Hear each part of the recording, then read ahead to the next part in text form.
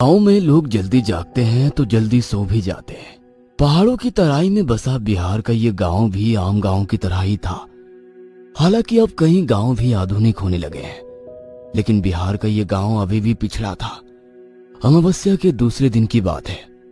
गांव के लिए आज की सुबह आम सुबह की तरह ही थी। बुनाई का समय था तो ज्यादातर किसान अपने खेतों पर ही थे। कुछ औरतें भी गीत गाते हुए धरती के सीने में बीज बो रही थी।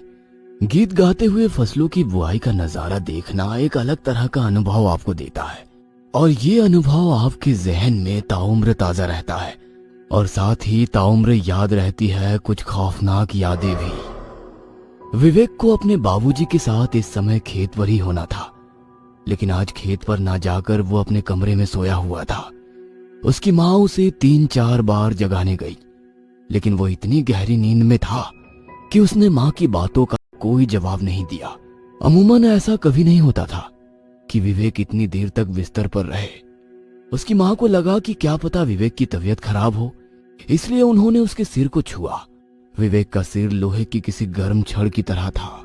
हे भगवान, इसे तो तेज बुखार है। विवेक, विवेक बेटा, बेटा विवेक। लेकिन विवेक ने अपनी माँ की बात का कोई जवाब नहीं दिया। विवेक की माँ ने उसे फिर से जगाने की कोशिश नहीं की और घर के पीछे अपनी बाड़ी में लगे कुछ पत्तियों को तोड़ने चली गई, ताकि जागने के बाद उन पत्तियों का काढ़ा विवेक को पिला सके। गांवों में अभी भी ज्यादातर लोग अपनी छोटी मोटी बीमारी को अपने घर के बाहर बाड़ी में लगे जड़ी बूटियों के पौधों से ही ठीक कर लेते हैं। विवेक की माँ ने उन पत्तियों को तोड़ा और फिर सिलबट्टे पर उसे पीसने लगी। पीसने के बाद ही उन पत्तियों को काली मिर्च के साथ पानी में उबाला जाता है, फिर रोगी को पीने के लिए दिया जाता है। बहुत ही आजमाया नुस्खा था ये। खटर खटर खटर की आवाज सिलबट्टे से आ रही थी और सिलबट्टे पर पड़ी वो पत्तियां धीरे धीरे उसकी रगड़ से पीसती चली जा रही थी। तभी विवेक की माँ के कानों में कुछ अजीब सी आवाज सुनाई दी। उन्हें ऐसा लगा कि कोई जानवर गुर्रा रहा है। विवेक की माँ भागी हुई घर के दरवाजे तक ये सोचकर आई कि कहीं कोई जंगली जानवर तो घर में घुस नहीं आया है। गांव में पहले भी कई ऐसी घटनाएं हुई है जिसमें पास के जंगलों से निकलकर कोई भेड़िया या चीता गांव के मवेशियों को उठाकर ले गया है। हालांकि ऐसी घटनाएं रात को ही ज्यादा हुआ करती थी। फिर भी एक अनचाहा डर विवेक की माँ को दरवाजे तक खींच लाया, लेकिन दरवाजा तो बंद था। उन्होंने राहत की सांस ली और फिर सिलवट्टे की ओर बढ़ने लगी। तभी उन्हें फिर से गुर्राने की आवाज आई, और ये आवाज विवेक के कमरे से आ रही थी। फिर से एक अनचाहे भय ने उन्हें घेर लिया और पल में ही ना जाने कितनी बातें उनके जहन में आ गई, और वो भागती हुई विवेक के कमरे की ओर गई। लेकिन जैसे ही वो विवेक के कमरे में गई, उनकी चीख निकल गई। विवेक की आंखें बिल्कुल चढ़ी हुई थी, उनका रंग सुर्ख लाल था और विवेक किसी जानवर की तरह गुर्रा रहा था। क्या हुआ बेटा, क्या हुआ? विवेक ने अपनी माँ की बातों का कोई जवाब नहीं दिया, उल्टा उन्हें अजीब सी नजरों से घूरने लगा और कहा, मांस, मांस खाना है, मुझे मांस खाना है। विवेक का पूरा परिवार शाकाहारी था। बचपन से लेकर आज तक उसने मांस खाना तो दूर, उसकी तरफ देखा भी नहीं था। इसलिए उसके मुंह से ऐसी बात सुनकर विवेक की माँ को बहुत आश्चर्य हुआ। उसने एक बार फिर से अपने बेटे से पूछा कि क्या हुआ है, लेकिन उसने इस बार अपनी माँ को अजीब नजरों से घूर कर देखा और उसे जोर का धक्का मार दिया। उसकी माँ दूर जा गिरी।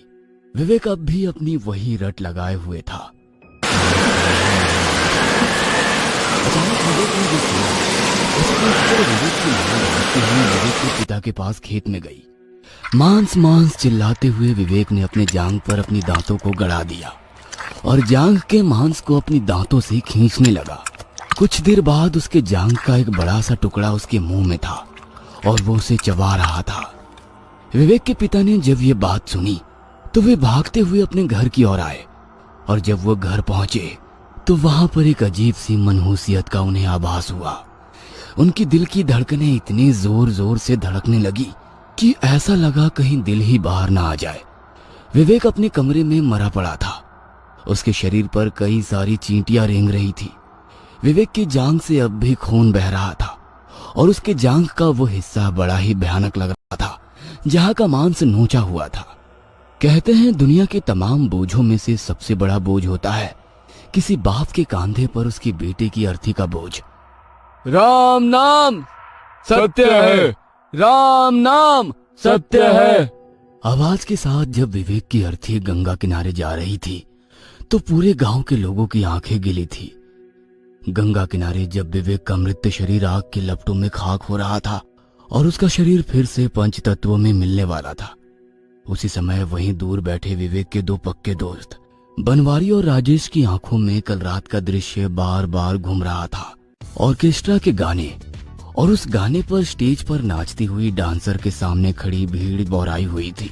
विवेक, बनवारी और राजेश ने कभी ऑर्केस्ट्रा नहीं देखा था, केवल उसके बारे में सुना था, इसलिए वे तीनों भी उस ऑर्केस्ट्रा में पूरी जान लगाकर शोर मचा रहे थे।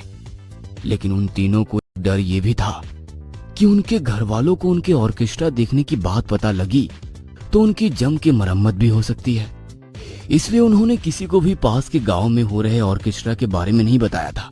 रात के लगभग 2 बजे संगीत का शोर थमा और वे सभी अपने गांव की ओर लौटने लगे। अमावस्या होने के कारण अंधेरा काफी घना था। राजेश के पास एक मोबाइल थी, उसी की रोशनी में वे आगे बढ़ रहे थे। रात में सांप बिच्छू के निकलने का डर भी बना रहता है, इसलिए वो धीरे धीरे और बहुत ही सावधानी से खेत की पागडंडी के बीच से गुजर रहे थे। एगो बात बोले बनवारी, आज हमारा गधा का जन्म छूट गया। आज हमने भी ऑर्केस्ट्रा देख लिया रे। हाँ, खाली ही वाला बात घर को पता ना लग जाए, और नहीं तो गधा की तरह दुलती भी पड़ेगी हमें। अबे पता कैसे लगेगा, हम लोग तो बताने से रहे। वैसे हम